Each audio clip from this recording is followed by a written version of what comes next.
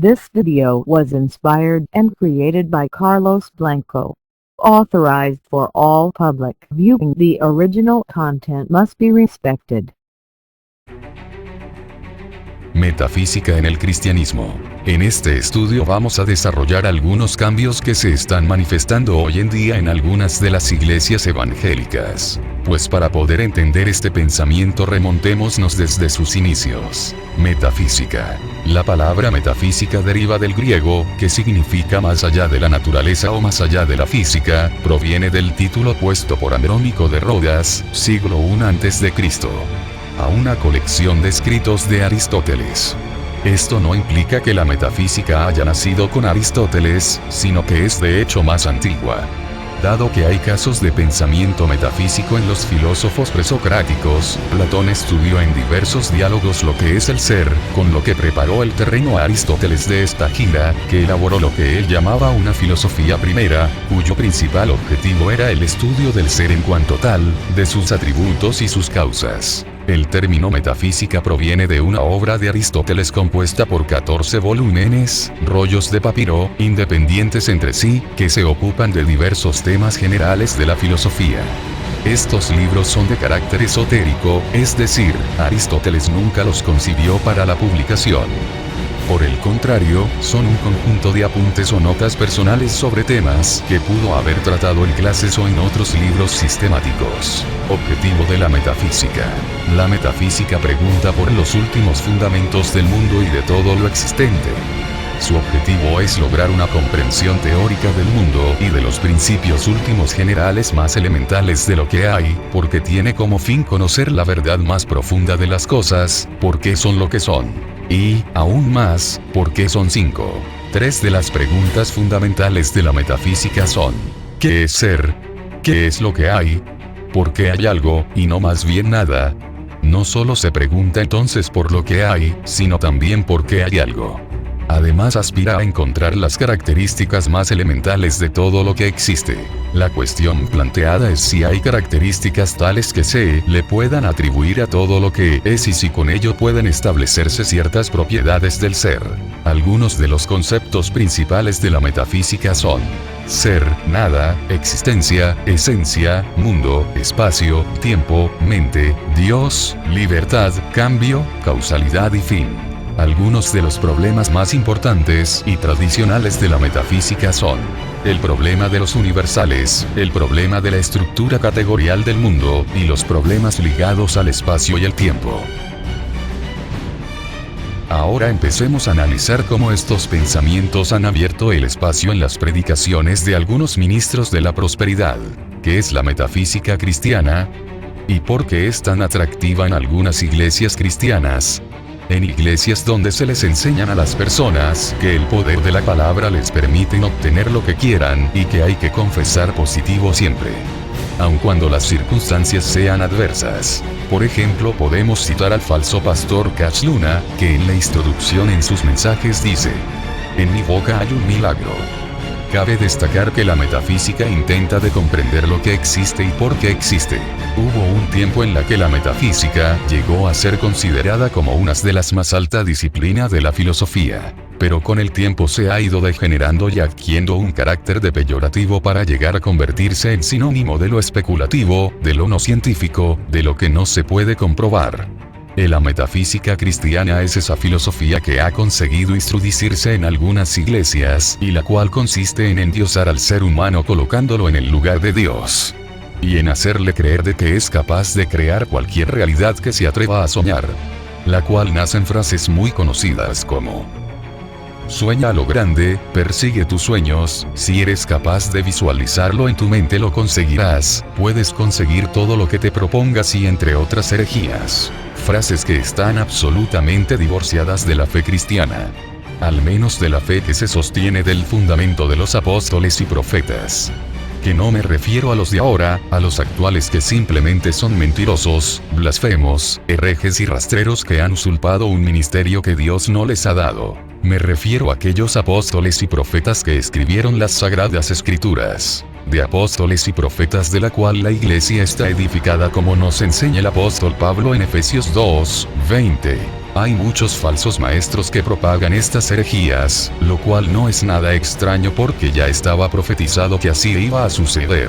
Por ejemplo, el apóstol Pablo en 1 de Timoteo capítulo 4 versos del 1 al 4, ya anunciaba que en los postreros tiempos algunos se apostatarán, es decir, se apartarán de la fe, escuchando a espíritus engañadores, a doctrinas de demonios, por la hipocresía de mentirosos, y fíjense que el apóstol Pablo no tenía pelos en la lengua llamándoles hipócritas, mentirosos estos falsos maestros. Por la hipocresía de mentirosos que teniendo cauterizada, es decir, endurecida la conciencia, prohibirán casarse y de abstenerse de alimentos que Dios creó.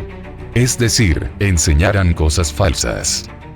El coreano Paul Yong-Hee Cho, conocido por ser el pastor falso en tener una de las iglesias más grandes del mundo, en su libro La Cuarta Dimensión, en el que mezcla la filosofía oriental con algunos pasajes bíblicos mal usados, fue uno de los promotores más dinámicos de esta herejía de la metafísica cristiana, y tuvo una enorme repercusión y influencia en el modo de pensar de muchos autores y predicadores cristianos que abandonaron la revelación de Dios, es decir, su palabra, y se dirigieron y se posicionaron en la metafísica especulativa, es decir, en lo que hoy se conoce como metafísica cristiana.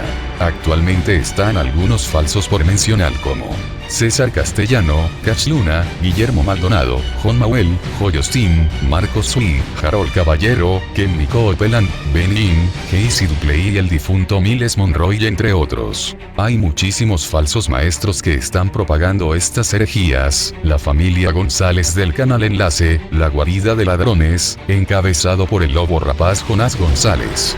Buenos, pues son muchos los que se han posicionado en estas herejías de la metafísica, y están apartando a muchos de la fe en la verdad de Dios contenidas en las Santas Escrituras, solo porque estos falsos maestros en realidad lo único que les interesa es hacer mercadería religiosa con la gente. Ahora bien, ¿es bíblica la metafísica cristiana?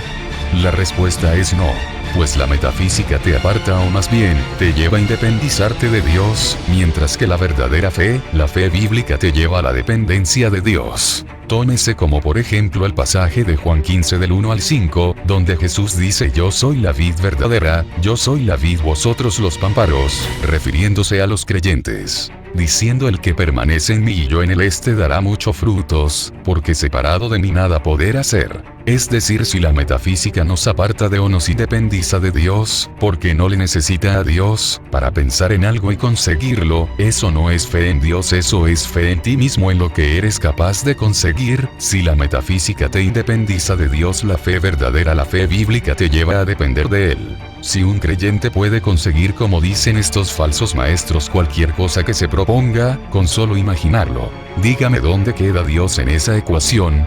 En ningún lado, mejor dicho, fuera de la ecuación. Porque los promotores de esta metafísica que le llaman cristiana, no son cristianos porque no necesitan a Dios para nada. En realidad, el ser humano no quiere depender de Dios, no quiere depender absolutamente de nadie, porque se idolatra a sí mismo. Por esa razón afirman cosas como: todo lo que Dios puede hacer, tú puedes hacerlo. Esto es una frase famosa de Kenny Copeland, que al igual la reproduce Ben Lin. Pero si eso fuera así, no seríamos nosotros dioses. Como Jesús dijo en Lucas 1 capítulo 37. Nada hay imposible para Dios. Ahora bien, si creyéramos en los falsos maestros de estas herejías, pudiéramos concluir que al igual no habría nada imposible para nosotros. Pues si pudiéramos hacer todo lo que Dios puede hacer, entonces nada es imposible para nosotros, lo cual nos metería en un grave problema. En un problema de hermenéutica en interpretación bíblica.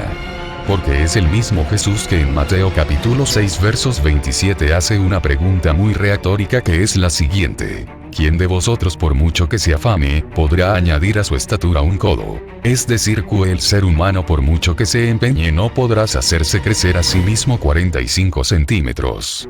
¿No estará diciendo Jesús de que hay cosas de la cual el hombre no podrá hacer?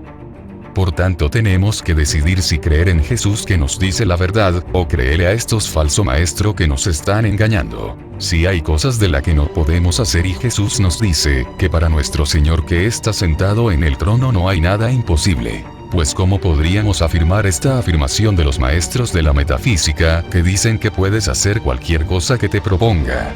Sencillamente no se puede afirmar, a menos no bíblicamente. Y en cuanto el mensaje positivo realmente es una manera burda, en aprovecharse de las necesidades de las personas para engañarles y manipularles, haciéndoles creer que así como ellos le manipulan también la gente, los creyentes en la metafísica, podrán manipular a Dios pronunciando ciertas frases mágicas. Ahora bien, el asunto en el que tenemos que tratar es la siguiente. ¿Realmente está Dios a nuestro servicio? ¿O somos nosotros los que tenemos que ponernos al servicio de Dios? Los mentirosos, los falsos maestros tratan a Dios como si ellos fueran dioses, y Dios estuviera al servicio de ellos. ¿O realmente está Dios a nuestro servicio? ¿O somos nosotros los que debemos ponernos al servicio de Dios? Lean las Santas Escrituras y respondan por sí mismo. La metafísica nos hace ver la religión en un único sentido, es decir, de abajo hacia arriba, siempre en esa única dirección. Como la lluvia, nadie ha visto ver llover desde abajo. De hecho, la lluvia es una frase muy recurrente en la boca de estos falsos maestros como lluvia de bendiciones. La lluvia temprana. Y la lluvia tardía. Ellos suelen usar la palabra de Dios de esta manera, entresacando los textos de sus contextos como pretextos, para poder sacar ventajas de sus ganancias deshonestas. Por tanto, todo lo que oigamos relacionado con la fe, debemos de filtrarlo a través de las Sagradas Escrituras. Si queremos estar seguros de que es verdad, debemos compararlo con las Escrituras. Y escuchen bien. Nada contrario a las Sagradas Escrituras puede ser cierto. Porque si la palabra de Dios es verdad, nada contrario a la verdad puede ser verdad.